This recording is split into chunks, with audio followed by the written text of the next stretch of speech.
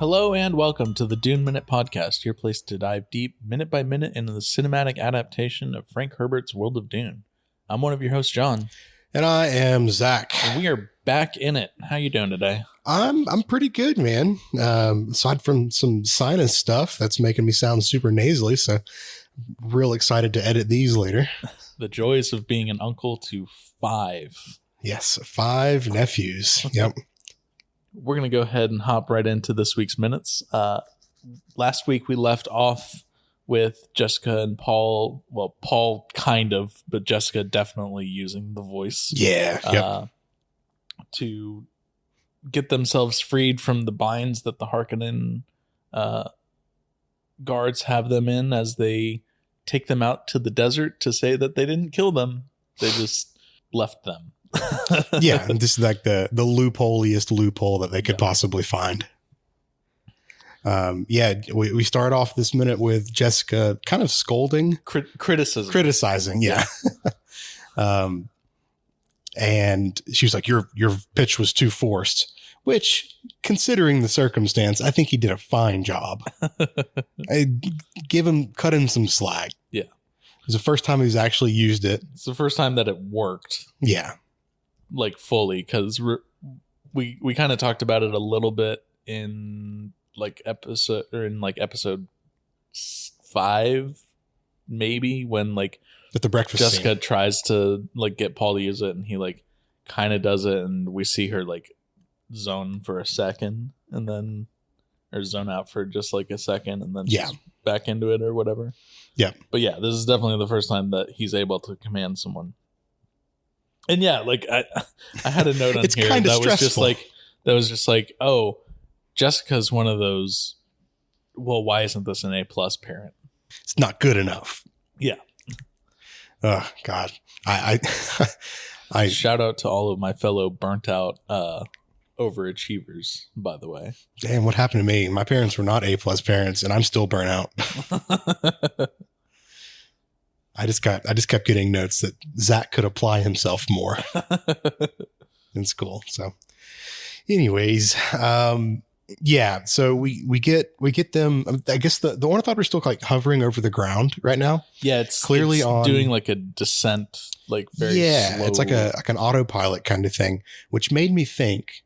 So in the previous episode, when the pilot gets alerted to the commotion that's going on in the background, he hits that little switch. Was that an autopilot switch, not a distress beacon? I think it was an autopilot switch. Maybe a little bit of column A, a little bit of column B, or those would not be 2 buttons you put together. Well, yeah. Trust me, John. I've been doing a lot of Microsoft Flight Sim recently. You have. And you went so far as to buy like a yoke and everything. I got foot pedals, little baby actual pilot setup or actual cockpit setup. Yeah. Yeah, we'll give you a year before you have like the hydraulic seat that actually like shifts side to side as you're flying and shit. That would be cool. You've got 3 like ultra wide monitors around you for a near like 270 degree kind of situation. Microsoft Flight Sim. This is not sponsored content. I just really enjoy it. They're starting to do a lot of updates for VR headsets. Yeah, of course. And I'm like, shit, that's the way to go, man. So I play a lot of video games with VR. Just like fucks my head up way too hard. I think I would just like pass out. I've never actually used one, so I don't know what it would do. But I would try that first before you just like sit down and commit to buying one. Fair enough. But then you can do all the ornithopter missions. Yeah. Well, see, I'd have to get the like helicopter stick for that. Okay. I don't think the controls work very well. Like the standard airplane yoke does not work very well for the ornithopter. It's more classified as a helicopter than anything. Sure. So I mean, twist my arm. I'll have to get another piece of that puzzle.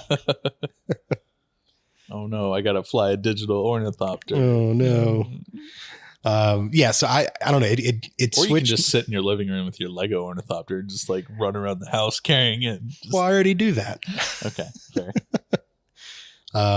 I don't know. Yeah, it just made me think that was probably an autopilot switch, not a distress beacon, because the ornithopter is doing like that slow descent down. That plus the auto land kind of thing. Yeah. Plus some other stuff that we'll talk about here in a second. So yeah, that's just, I don't know, change my tune on that. Okay. I see your logic and I will accept it. Thank you.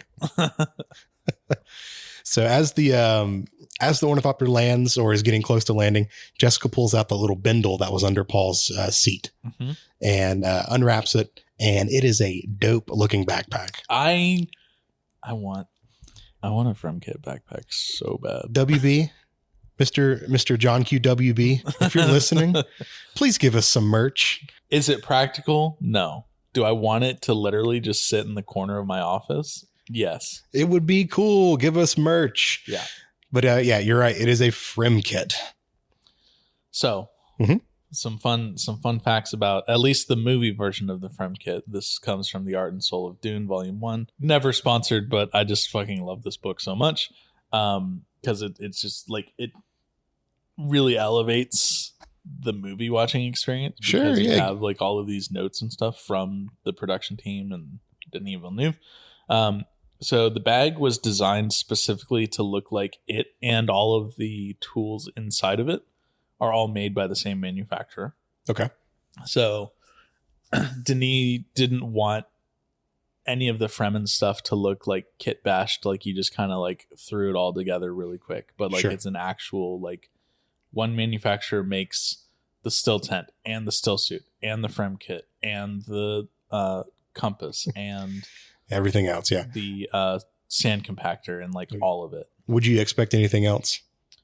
I mean, this is not some half-assed movie. They're putting all the details into it. But also, like, I would kind of expect that if you are in a desert environment like this, maybe some shit is just kind of thrown together. Fair. That's very fair. Work.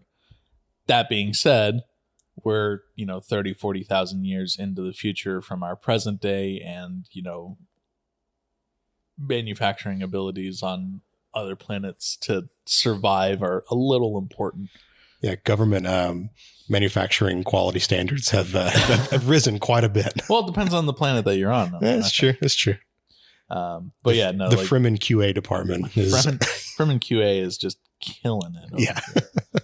And there's a couple other things about the Frem kit that we'll get to later on this week, in some of our other episodes. But yeah, that was one thing that The Art and Soul of Dune like specifically points out, is that Denis wanted it to look very precise and very like neat and organized, like it's all from the same manufacturer on the inside of it. All right. Well, clearly it shows, and everything looks hella cool in that thing. Yeah. I did a little bit of background research into the Frem kit, and it says a lot of the stuff that you just mentioned. It's obviously a desert survival kit.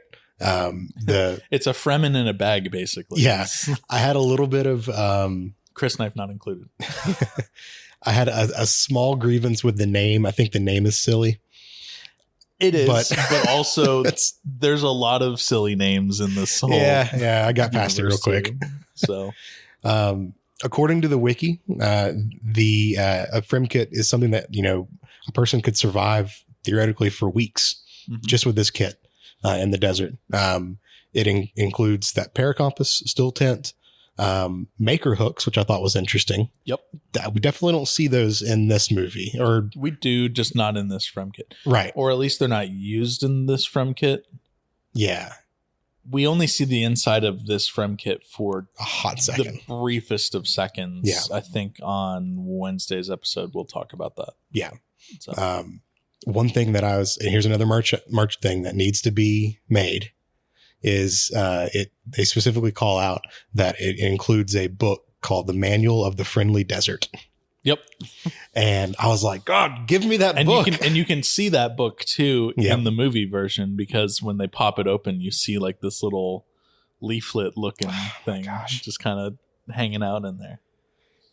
So many merch ideas from this episode. So A lot of other stuff goes into it, which we'll talk about later. But it was a good thing. This episode's brought to you by things that I would spend money on. Yeah, right. Exactly. WB would actually put good like marketing and like merch into this, but maybe one day.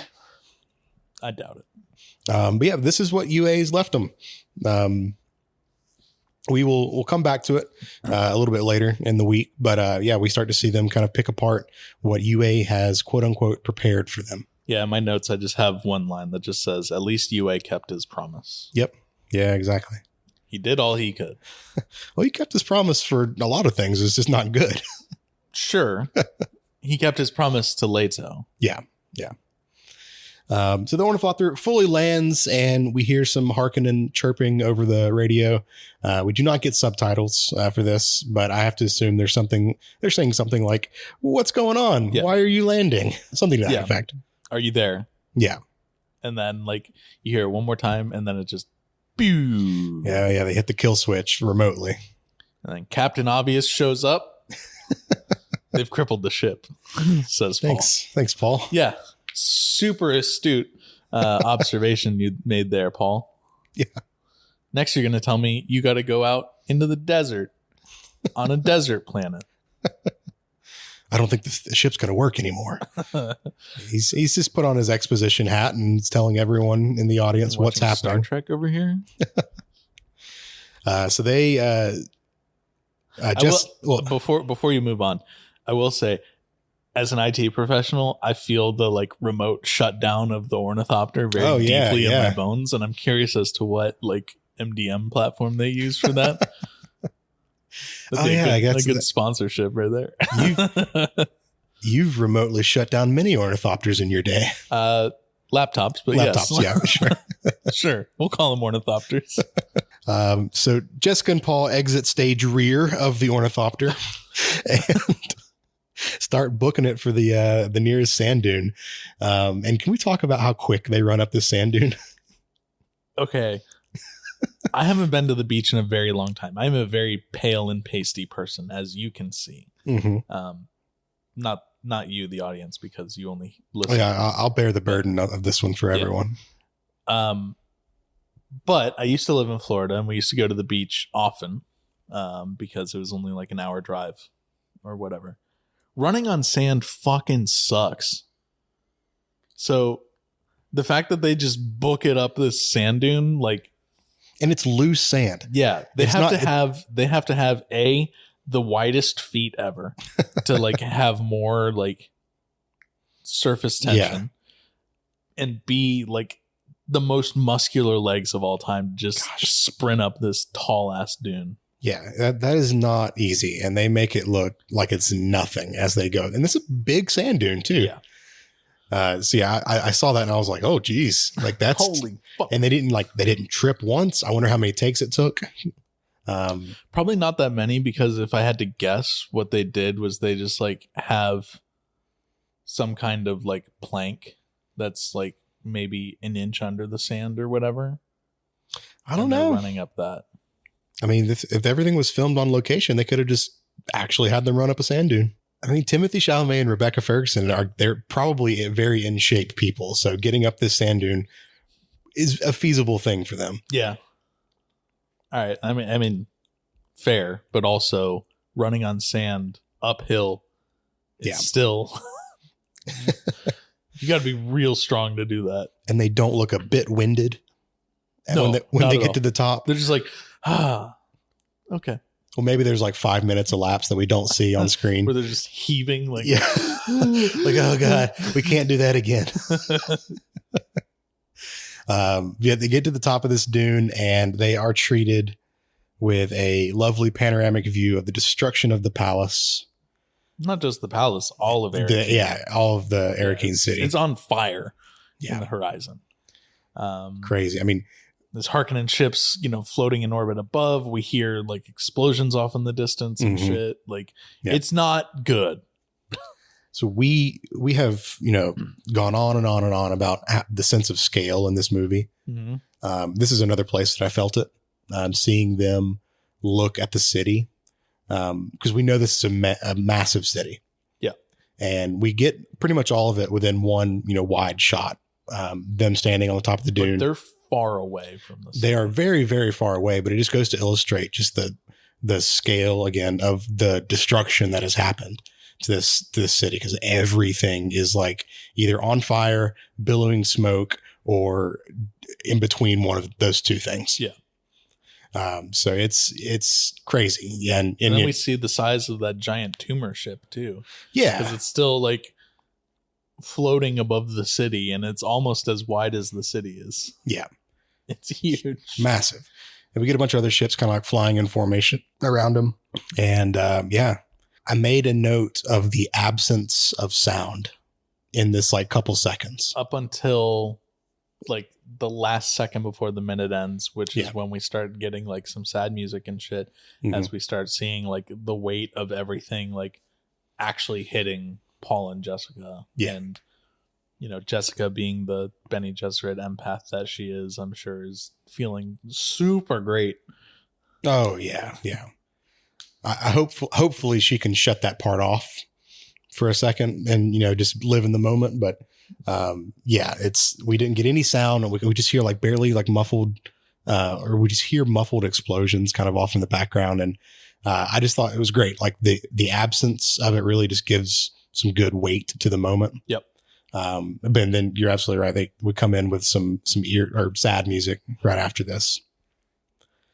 And then our minute ends after a second and a half of sad music. Yep, that's true. Good minute, man. This is a lot. I got some book comparisons, and my book comparisons are going to be a little odd this week. Okay. I was going to say, which makes sense because there's weird editing decisions that also happen this week with the movie as well. Yeah, there are. And this mainly comes from the way that the book is structured, is that like each chapter focuses on a single character or characters, I guess. Yeah. But it's like one scene. What we're going to get this week is like bouncing around from a lot of different scenes that are their own individual chapters in the book. You can see where like, and it's not just George R.R. Martin, because other authors do this too, but like in A Song of Ice and Fire series, all of the chapters are from someone's different perspective every time as well. So, but for this one in particular, the ornithopter ride ends in the movie much the same way it ends in the book. Mm-hmm. So they have this like basically the same conversation. Pull out the Frim kit and start exiting the ship. I mean, that's kind of where the same beats happen in the movie that do the book. The only difference that I saw was that they don't get to kind of take in the surroundings at all. Yeah. As soon as they exit the ship, they see more ships coming towards them, so they just like hightail it into the desert, like immediately. Yeah. So that scene where we get Jessica and Paul looking over the city, that's just for the movie. But again, does a great job of like illustrating exactly what they just escaped from. Yeah. And I mean, it also shows how much time has passed too, because this attack happened in the middle of the night and it's now daybreak. Yeah. So like it's probably been at least 4 or 5, maybe 6 hours. Something like that. Yeah. I mean, assuming that we don't know how long we don't know when the attack starts, but we know that it is like pitch black in the middle of the night, but also like, who knows? Yeah. I mean, we don't know how long it's been a good amount of time though. Enough time for it to be middle of the night to sunrise. Yeah. Yep. Cool. Well, that's all I have. And we're going to pick right back up tomorrow where we're leaving off today. Yeah. Anything else from your end? Nothing for Monday's episode, at least. But we'll be back tomorrow. In the meantime, you can find us on Instagram at The Dune Minute. On Twitter, we are at Dune Minute, and you can email duneminute@gmail.com if you'd like to get in touch with us. Otherwise, we'll be back here tomorrow. I'm not going to make the same bad time, same bad channel joke because I hate it. But you just did. Nope. I could have made a joke. Okay. All right. Well, we will see y'all tomorrow. See ya.